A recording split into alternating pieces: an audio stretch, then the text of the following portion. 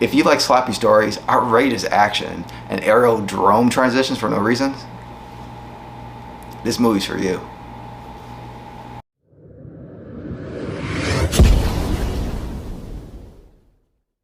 Hi everybody, thanks for watching Greenlight Total Entertainment. This is Jeff. Don't forget to like, comment, subscribe, hit that notification bell so you know when next time we put up our videos. And today's video that we're going to be talking about, the movie The Gray Man. So this movie is directed by the Russo brothers, starring Ryan Gosling, Chris Evans, Ana de Amor, and Billy Bob Thornton. So the story of this film is Six, who is a highly skilled assassin of the CIA. He's played by Ryan Gosling. Unfortunately, accidentally uncovers a dark agency secrets, and the agency finds out that he knows about these secrets, and then hires a psychopathic former colleague, Lloyd Hansen, who's played by Chris Evans, to basically put a bounty on his head, setting off a global manhunt by international assassins.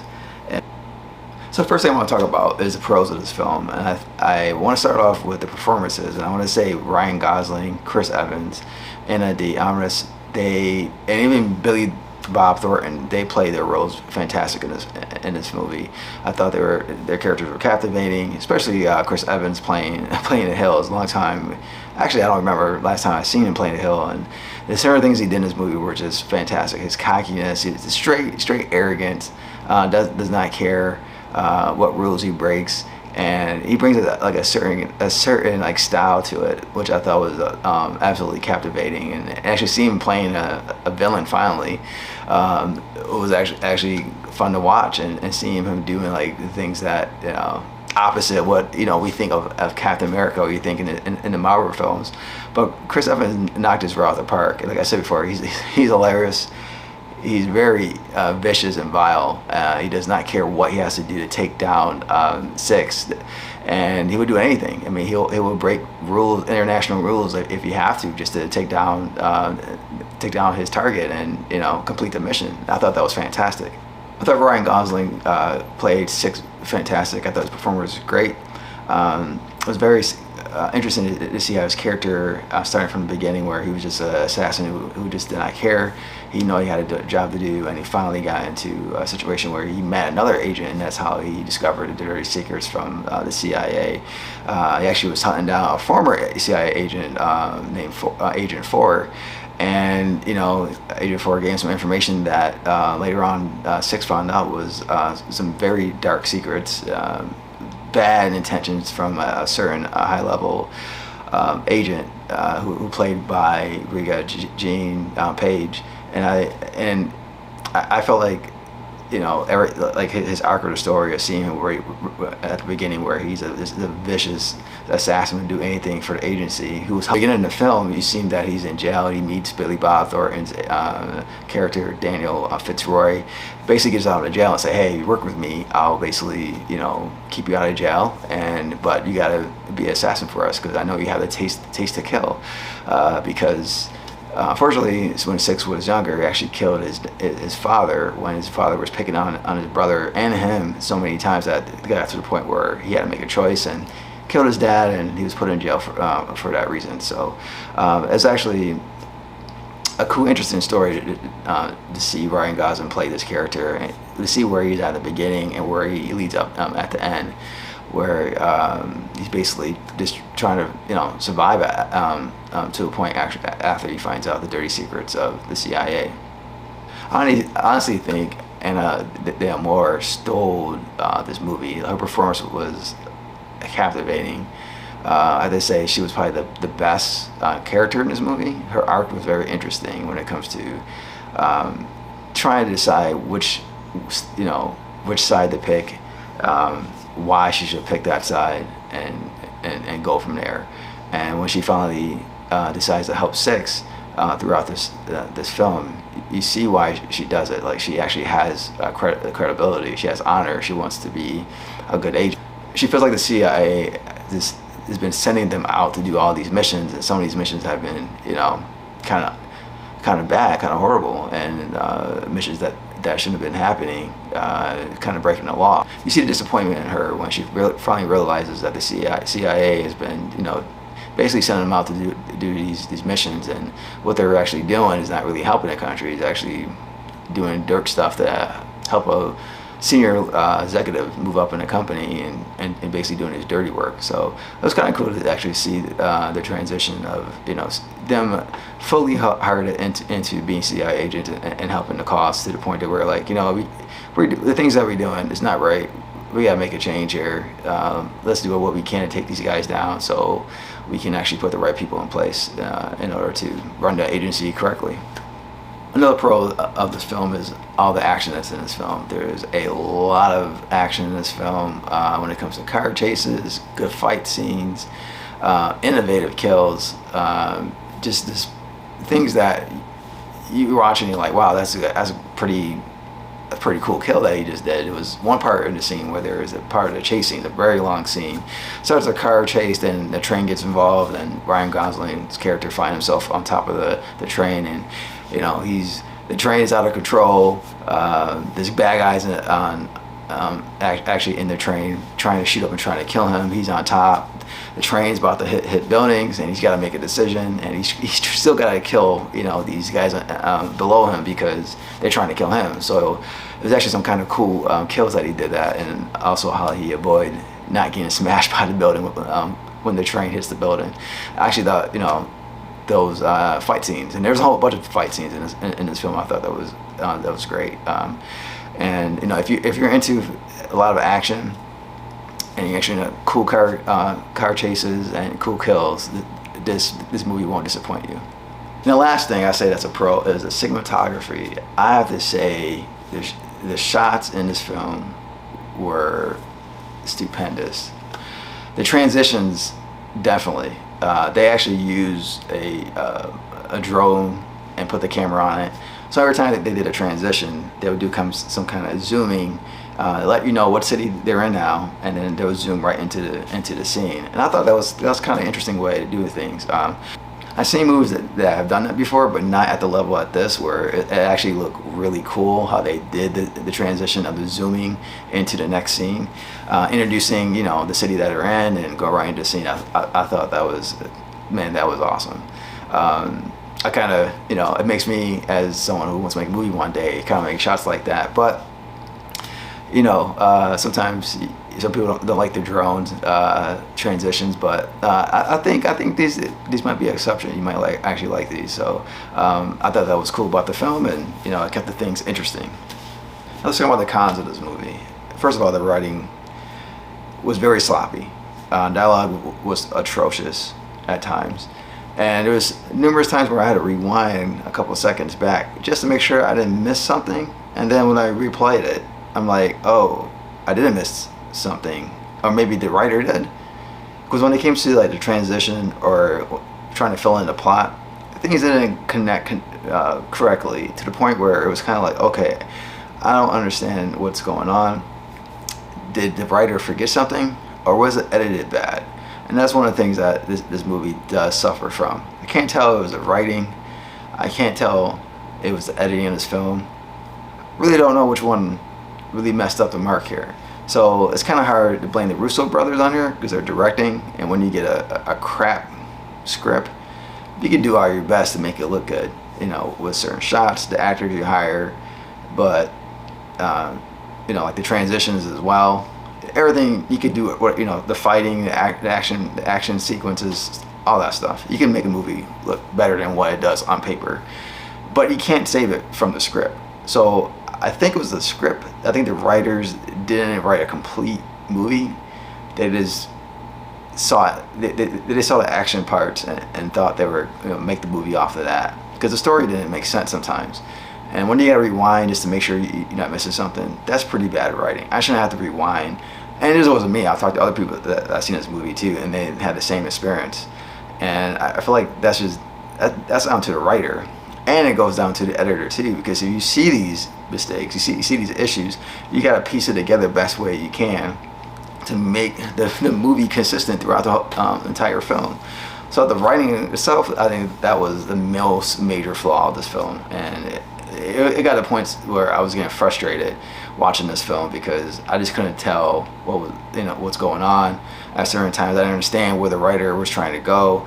And it was a complete frustration watching this film, and it was times that I wanted to walk away because the writing was so bad. But they pull you back in with the action, but that's not good.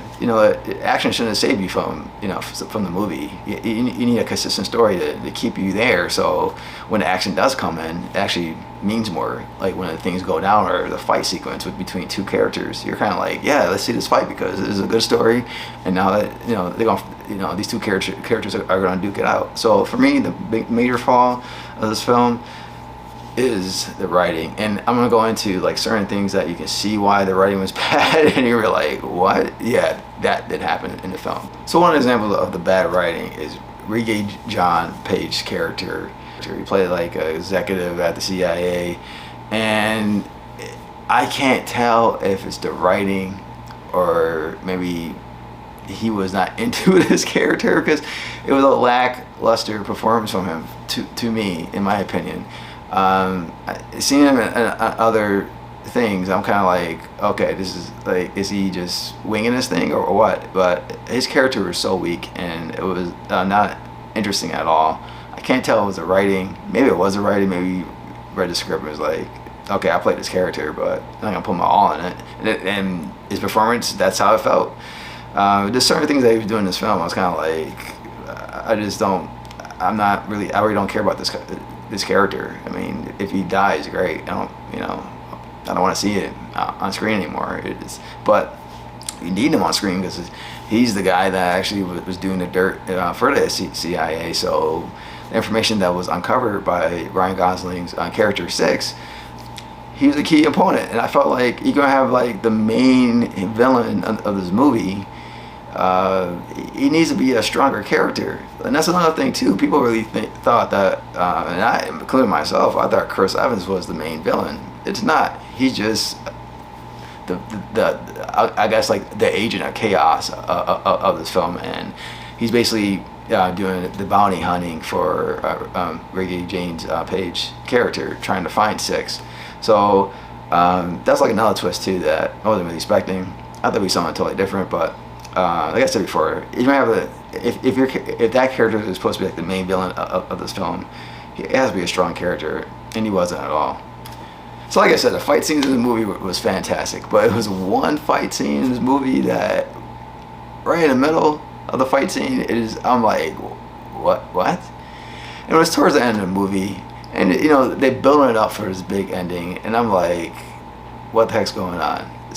So towards the end of the film, leading up to the final battle, Ryan Gosling's character 6, Ana de Armas character Deanna, were going to the hideout or the headquarters of Chris Evans, Lloyd Henderson's place, to not one to get the information basically from off a chip, and also help who was basically kidnapped was Billy Bob Thornton and his daughter Claire, who played by Julia Butters. So when they go to the headquarters, the action scene, like I said, the action scene in this movie are top notch. I absolutely love it. But there's a fight scene between Dinesh, I hope I said his name right.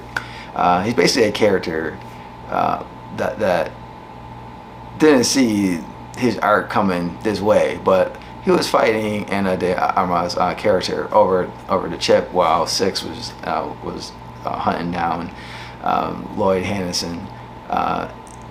During the fight, like towards the end, something that I did not see coming. They're fighting, they're going at it, they're beating the crap out of each other, and basically he stands up and says, "You can take that chip, take it. These people I'm working for are not honorable people." And I'm sitting here like, okay, if you believe that, why do you take this job in the first place? And this is a problem with the writing I'm telling you about. This is the issues with the writing. You have a character that all of a sudden, I mean, he's an assassin, and he did his job properly. He went and got the item that he's supposed to get, brings it back, and gets to the point where he's working for someone that doesn't have any honor already, but you took the job anyway. So why out of suddenly it hits you and you're like, yeah, you know, these people are not honorable. You can take this. I'm gonna go home. And that's basically what happened in the movie, and that like took me back because I was like, how, like, who wrote that? What's going on? He's playing a villain. I feel like that was Denisha is a fantastic actor. He's great when it comes to action sequences, and you put him in a situation where you made him look like a badass in a previous film when he fought two people and got the chip. Then later on, you show him fighting and doing the same thing. He's basically, you know, going head to head with in this fight, and to the point where he's like, yeah, I'm gonna quit because I'm an honorable man and these people are not. That's just bad writing, and that's what I'm trying to say, that this movie's writing is atrocious. And finally, the final battle. The final battle between Ryan Gosling and Chris Evans's characters was so anticlimactic.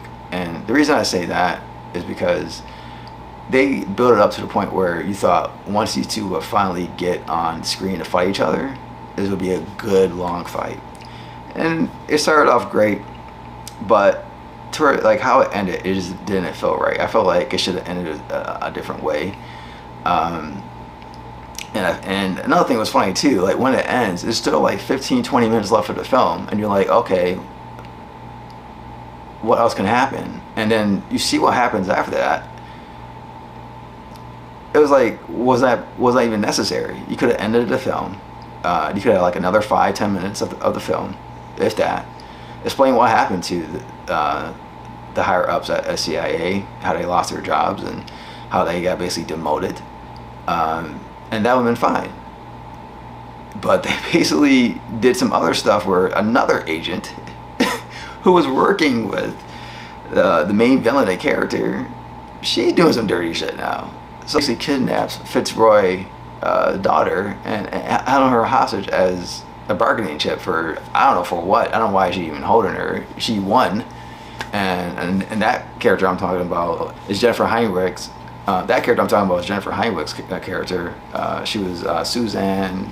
Her name was Susan. I can't remember, but she was like another high level CIA agent, and you know she's working with Reggie Jean Page character.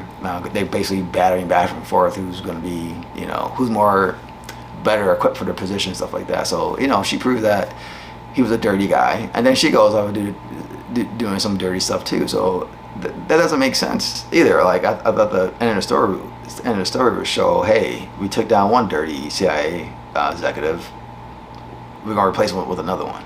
Like I don't know who wrote that. That's dumb. But the ending of the movie just didn't make sense, and it goes back to writing. Action is great, writing is bad. So my final grade for this film is going to be 1 yellow light. And the reason why I'm giving that is, one, the action was great, the fight scenes were awesome, the cinematography was great. I love how the Russo brothers did when it came to like shooting certain scenes in this film. I love the performances from Ryan Gosling, Chris Evans, and Anadu Arma. Even Billy Bob Thornton was great in this film, and Julia Butters was also great as well. I thought they did great. I thought some characters in this film was absolutely wasteful. The story doesn't make sense. The writing is atrocious. The dialogue is bad. It's basically, the writing was so bad that Chris Evans and the way he played his character saved the dialogue, because the way he plays so charismatic and very vile that he actually made the character actually interesting. But if that was someone else playing it, I don't think that villain would be intriguing at all, because like I said, the writing was just horrible. And I think honestly, if you didn't get those great performances from Ryan Gosling, Chris Evans, and Anadu Arma, this movie will be worse than what it is. It might be a red light. With that, I just can't forgive this movie for making me rewind so many times in order to figure out what was going on, thinking that I missed something. Maybe I wasn't paying attention for 2 seconds. No, I wasn't. They just didn't write it right to the point where it transitioned correctly to the next scene. The one fight scene where, you know, a person stands up and say, you know, basically I quit because everyone is not honorable. I just can't forgive him for that. I think that's lazy writing. It could have been something else. They could have showed him going through, you know, in his mind saying, hey, you know, I really don't like working for these guys. It was none of that. It was basically, he just stood up and said, yeah, these guys are not honorable. You can have this chip. I'm gonna go home. I can't forgive you for that because that's just sloppy writing. If you like action, you like great fight scenes, awesome, innovative kills, great cinematography, this is a good movie for you to watch. If you don't care about storyline, plot, dialogue, common sense, anything like that, you could watch this movie and tolerate it. But if you're someone that wants a little more story, and you know, you might get frustrated like me where you're like, okay, did I miss something? Then you rewind, watch that previous scene again so I know what's going on. Sometimes I just don't understand Netflix. You hire great directors, you hire great actors, but you get these horrible writers that write these scripts. And you have to understand that even though you got a great director, great actors, they cannot save them from the script. The script has to be strong as well.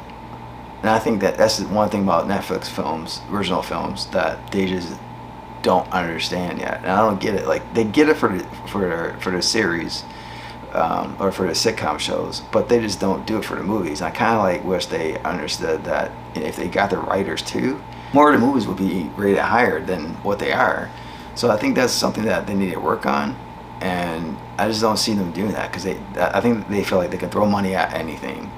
As long as they get the best director, great actors, they give them whatever script they have, and maybe, just maybe, they can make a decent movie.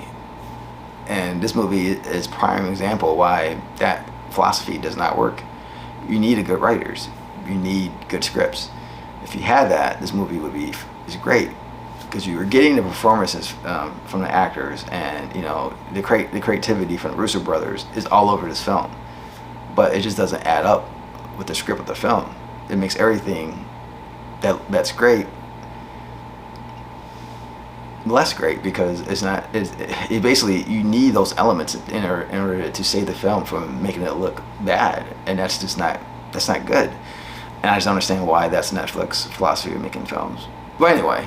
Did you guys watch The Gray Man? What did you think about the film? Did you like the film? You did not like the film? Let me know in the comment section. Let me know your thoughts. Let me know, you know, if you had issues like I did trying to keep up, try to understand the transitions from going to one scene to another scene. And I don't mean the transitions actually like showing the transition of going to another scene. I mean understanding the writing that's going into the scene, or just the writing in that scene. Does that make sense when I go to another scene? Do you feel like you're missing something? I'd like to know what you guys thought, so let me know in the comment section. But thank you for watching Greenlight Total Entertainment. This is Jeff. Thank you for watching our video. Don't forget to comment, like, and subscribe. And get that notification bell. Hit it up so you can help us watch our videos and get us to 1,000 subscribers. We're on the quest to 1K. So thank you for watching. Take care. See you in the next video.